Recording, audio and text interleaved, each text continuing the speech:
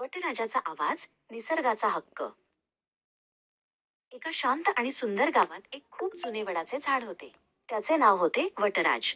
वटराज कित्येक वर्षांपासून तिथे उभा होता. त्याची लांबच लांब दाढी म्हणजेच पारंब्या जमिनीपर्यंत पोहोचल्या होत्या.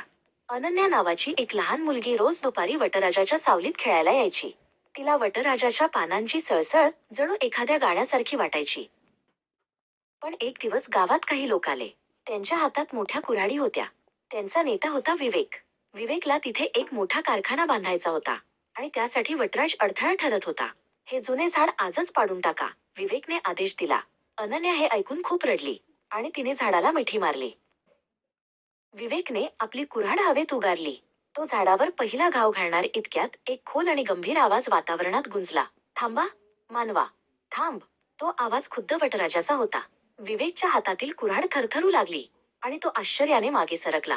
सगळे गावकरी अवाक होऊन झाडाकडे पाहू लागले. वटराज बोलू लागला, विवेक, तू मला तोडायला आला आहेस, पण तुला माहित आहे का मी कोण आहे? मी तुझ्या आजोबांना आणि त्यांच्याही वडिलांना सावली दिली आहे.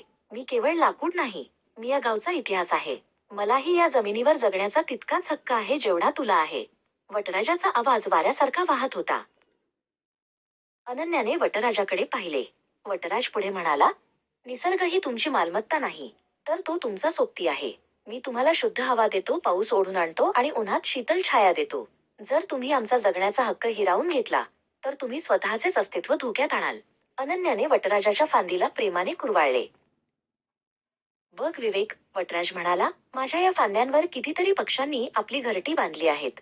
जर तू मला तोडलेस, तर ही निरागस पाखरे कुठे जातील? त्यांचा हक्क कोण जपणार? प्राणी, पक्षी आणि झाडे या सर्वांचा या पृथ्वीवर समान अधिकार आहे. विवेकाने वर पाहिले, जिथे काही पक्षी चिवचिवत होते.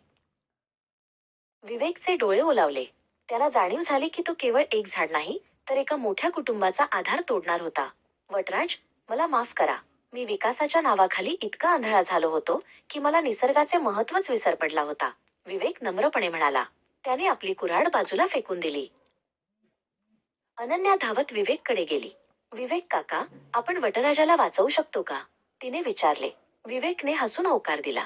हो अनन्या, आपण फक्त वटराजालाच वाचवणार नाही, तर त्याच्या भोवती एक सुंदर बाग तयार करू, जिथे निसर्गाचा सन्मान होईल. गावकऱ्यांनी आनंदाने टाळ्या वाजवल्या. काही दिवसांतच गावकऱ्यांनी मिळून वटराजाच्या आजूबाजूची जागा स्वच्छ केली. विवेकने तिथे अनेक नवीन रोपे लावली. वटराज आता एकटा नव्हता, तर त्याच्या भोवती त्याची लहान मुले म्हणजे छोटी रोपे डोलू लागली होती. निसर्गाचा हक्क मान्य केल्यामुळे संपूर्ण गाव आता अधिक हिरवेगार आणि आनंदी दिसत होते. वटराज आजही त्या गावात डौलाने उभा आहे. तो आता फक्त एक झाड नाही, तर निसर्गाच्या हक्काचे प्रतीक बनला आहे. अनन्या अजूनही तिथे खेळायला येते आणि जेव्हा वारा सुटतो, तेव्हा वटराज आपल्या पानांच्या सळसळण्यातून सर्वांचे आभार मानतो. माणसाने निसर्गाचा आदर केला की निसर्गही माणसावर भरभरून माया करतो.